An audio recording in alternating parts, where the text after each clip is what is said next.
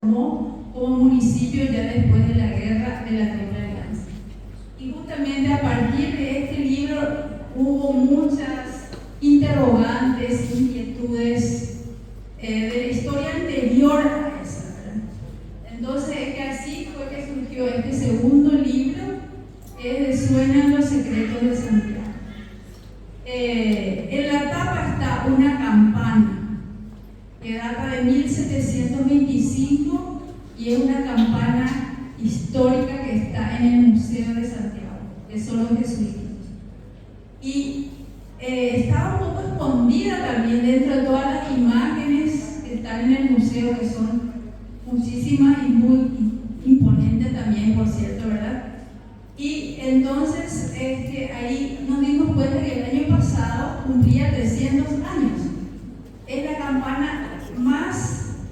la tercera campana más antigua del Paraguay. La primera es de Santa Rosa, pero está en el Museo Jesuítico Juan Floriano Guarín. Es mucho más chica también, es de 1673. La segunda campana está en el Museo San Miguel, que es en Misiones también. Y esa campana era de Santa María. Así que la campana de Santiago tiene mucha riqueza porque está en su lugar de origen. Es la única prácticamente que se conservó ahí en su lugar de origen. Así como casi todas las campanas jesuíticas no es que desaparecieron, sino que fueron donadas para fundir y hacer el cañón cristiano para la guerra de la Triple Alianza. Y estas tres campanas, esta tercera campana más antigua del Paraguay, es una de las que sobrevivió también. Ahí también por eso que elegimos esta tapa. Estos dos muñecos que se ven a los costados son imágenes de bastidores, que le llaman. Son como maniquíes. Están también en el museo y se usaban en la procesión, en la Semana Santa sobre todo, ¿verdad? Que son los muñecos que se visten y se desvisten, ¿verdad? Y atrás se ve un poco también todavía los muñones, los restos de adobe que eran de la antigua iglesia jesuítica. En este primer libro se ve mejor, ¿verdad? El adobe que queda aún al lado del museo. Y está ahí a la intemperie, todavía no se pudo rescatar porque se va deteriorando lastimosamente cada día. Y con esta lluvia capaz que sí. Y bueno, esperemos que no. Entonces, por eso que hicimos también el homenaje a eso, hacer todo este collage, ¿verdad? Algo tan precioso e importante en la vida. O sea, hay que conservar la memoria, ¿verdad? Estas huellas, las huellas que dejaron nuestros antepasados, ¿verdad? Que ahora son como huellas vivas acá. Y como nosotros teníamos tiempo, somos periodistas jubilados, empezamos a investigar. Y bueno, y entonces acá hubo muchos otros descubrimientos. Voy a hacer un poco breve, para darle también lugar a Jorge que hable. Y descubrimos varias cosas. Y una de ellas era los orígenes de Santiago, el fundador de Santiago, o los fundadores, según decimos en el libro, porque Santiago está ahora en el sur del país, pero su nacimiento fue en el norte, fue arriba del río Apa, en la región de los Itatines. Ahí estaba junto con Nuestra Señora de Fe. Nacieron juntos. Santiago se llamaba San Ignacio del Caguazú. Y estaban ahí, y a raíz de los banderantes que asolaban, que llevaban esclavos, y mismo también había muchos problemas entre las etnias. Entonces fue que hubo esa transmigración hacia el sur. Pero hubo varias transmigraciones de Santiago, que se llamaba San Ignacio del Caguazú. Y cuando vinieron hacia el sur, justamente con esa transmigración, en el año 1632 más o menos fue ese fundado Santiago, que era San Ignacio del Caguazú, con Nuestra Señora de Fe. Somos hermanos. Y vinimos hacia el sur, hacia el 1600, si fuera 1668. Y justamente San Ignacio, que fue la primera revolución jesuítica en el Paraguay, ¿verdad? Acá está el ignaciano Guillo Riveros. Los ignacianos ayudaron muchísimo a Santiago y a Santa María para hacer un pueblo, una ciudad, porque vinieron más o menos con una mano adelante y otra atrás, por decir así vulgarmente, porque vinieron con muchas penurias desde el norte y San Ignacio le dio la mano. Y fue así que se fundaron Santa María y después ya le pusieron el nombre Santiago, que ustedes van a encontrar también en el libro si te dan una ojeada. ¿Por qué se llamó Santiago, verdad? Justamente en honor al fundador de Santiago allá en el norte, ¿verdad? Y nos costó mucho encontrar quién fue el fundador, porque ellos venían, era un belga que tenía otro nombre, y entonces después le españolizaban y cambiaban el nombre, entonces costó mucho eso encontrar. Y al final encontramos los datos gracias también a una historiadora, restauradora, que es la prologuista del libro, es la que nos guió un poco de quién fue el fundador. Y después descubrimos otras cosas también, como la campana que ya les dije. Después descubrimos también un inventario que era de los 30 pueblos jesuíticos, donde estaban detalladas todos los objetos que hicieron, las industrias que tenían. Era un emporio, Santiago, como la Roma más o menos era, ¿verdad? Entonces encontramos ese inventario y extractamos de ahí, y ahí también figuraba ya la campaña, ¿verdad? Tenían más de como 7 o 8 campañas. Después encontramos también que las zanjas jesuíticas.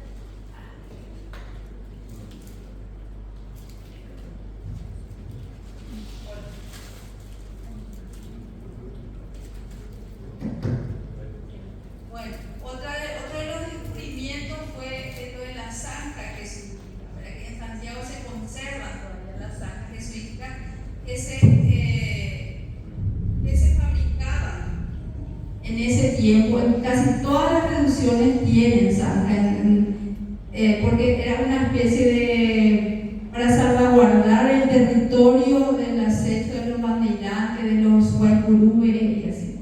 Entonces era un territorio como para no pasar, digamos, lo de las zanjas. La ópera de Santiago. En Santiago siempre se hablaba de una ópera jesuítica que había, y siempre se quería representar en el colegio, pero no había los datos. En estos libros que ubicamos, acá contamos justamente cómo fue la investigación, ¿verdad? Prácticamente, y sobre todo bastante material encontramos en Posada. En el Parque del Conocimiento nos fuimos, que tienen una biblioteca pública muy interesante, que está todo digitalizado, los libros antiguos, que son para investigación justamente y educación. Y eso nos facilitó bastante. Después ya con otros libros que adquirimos acá y con los contactos que hicimos más que nada en Posadas. Y después vimos también que en esa época, ya con los jesuitas, empezó el tema de la doma, de los caballos, del trabajo con el ganado, y entonces no fue solamente con la venida de los correntinos a Santiago que empezó eso, fue mucho antes. Y bueno, y eso era un poco los secretos que pusimos en este libro, para que estas huellas que dejaron queden como hoy viva, esa memoria sea valorada, porque únicamente así lo que se escribe, lo que se documenta es lo que existe. O si si no se pierde. Bueno, ahora le voy a dar la palabra a Jorge.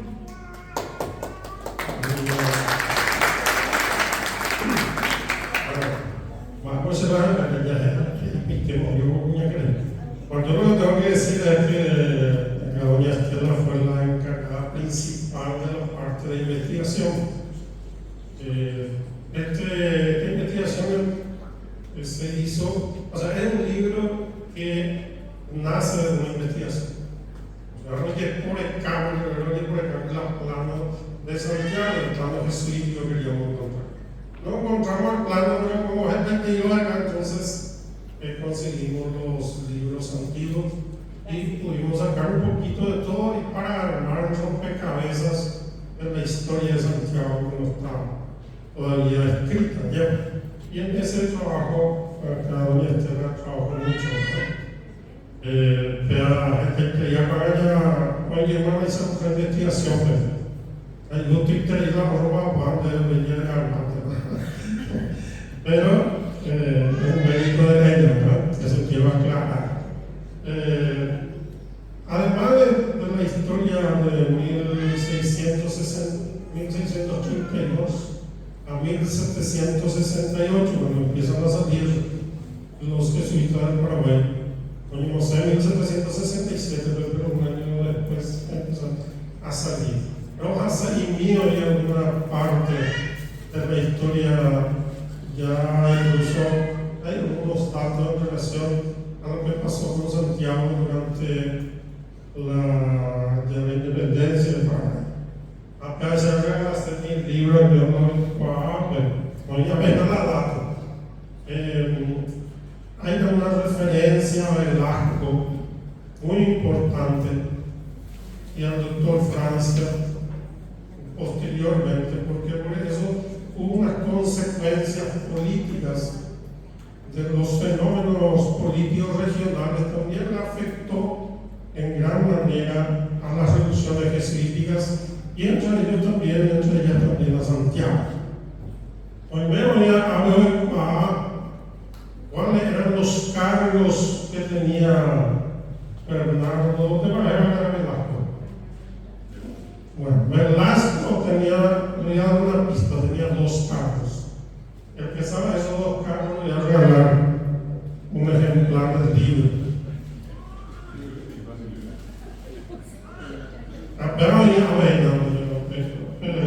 O sea, hay algunos datos que nosotros no conocemos. No hay problema, no hay problema. Gobernador de ella. Los dos y gobernador, pero. Medio libro, cuando cayó el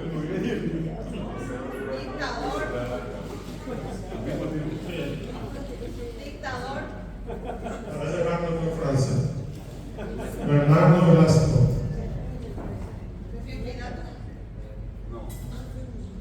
Bueno, eso yo voy a regalar para mí. Vamos, besadito. Bueno, la señora es gobernadora ya. No, me dice esto, así que dijo, por lo menos la que más acercó.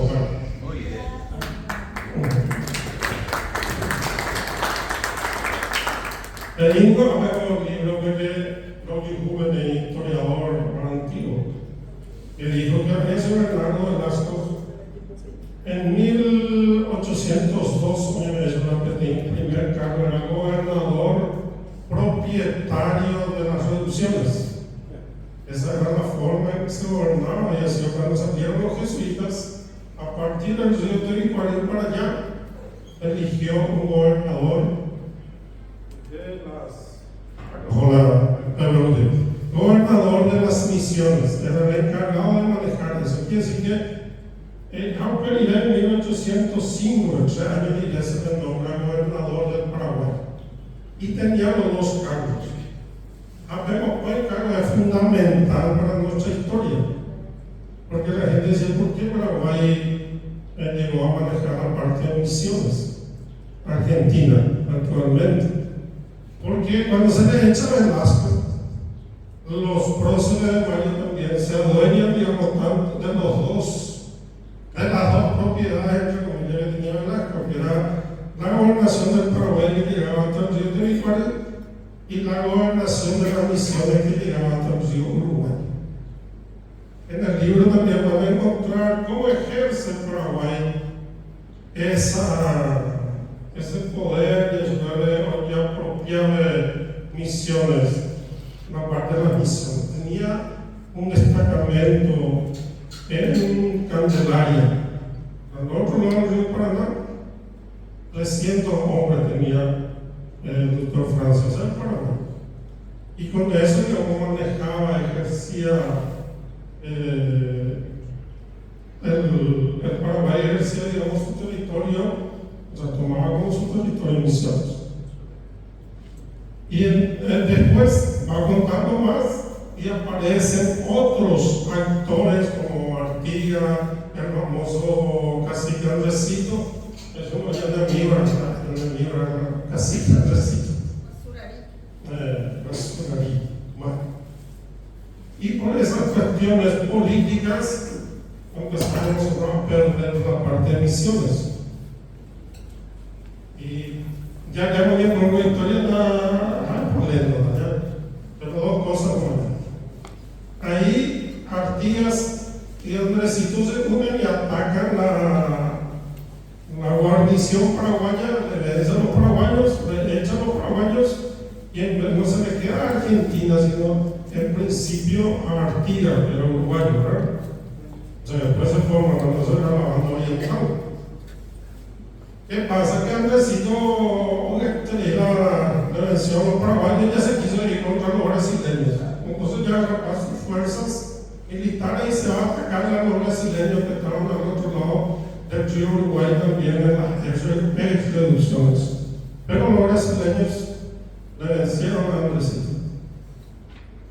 Entonces los brasileños dijeron, al otro lado había también muchos indios en la revolución. Entonces los brasileños dijeron, ya Paraguay. Todo lo que está en la margen derecha del río Uruguay, pasaron los brasileños, saquearon, quemaron todo y se volvieron al lado, digamos, la margen izquierda del río Uruguay. No se apropiaron de misiones. Entonces, cuando el doctor Francia ve eso, dice, pero quedó como territorio de nadie. Pero Paraguay no tenía la fuerza suficiente como para ejercer otra vez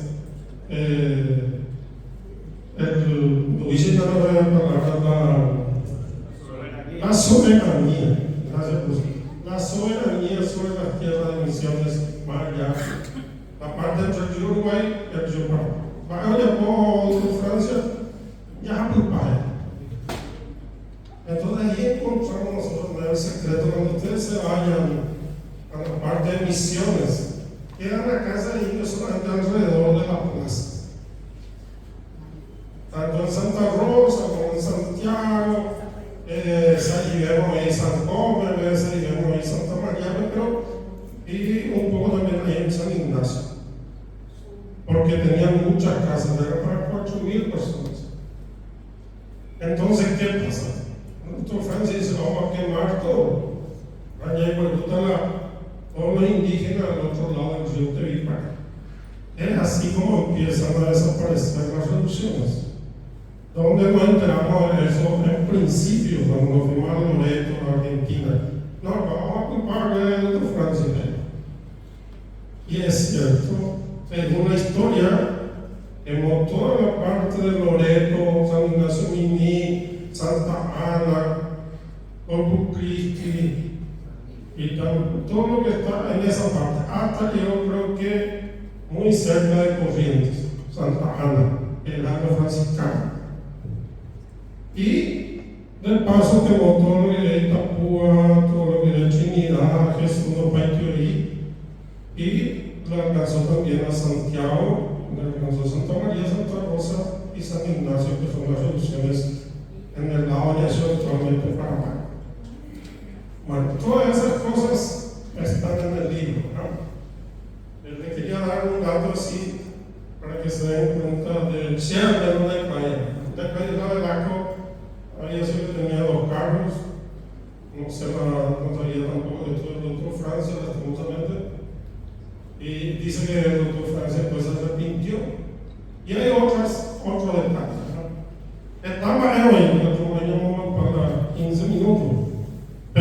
si quieren enterarse, va a estar a disposición ahí el libro. Y que el precio es 60.000, pero hable siempre para los profesores, le hacemos un precio de 50.000. Vamos a estar todavía ahí si alguien quiere. Así que les agradecemos mucho la atención.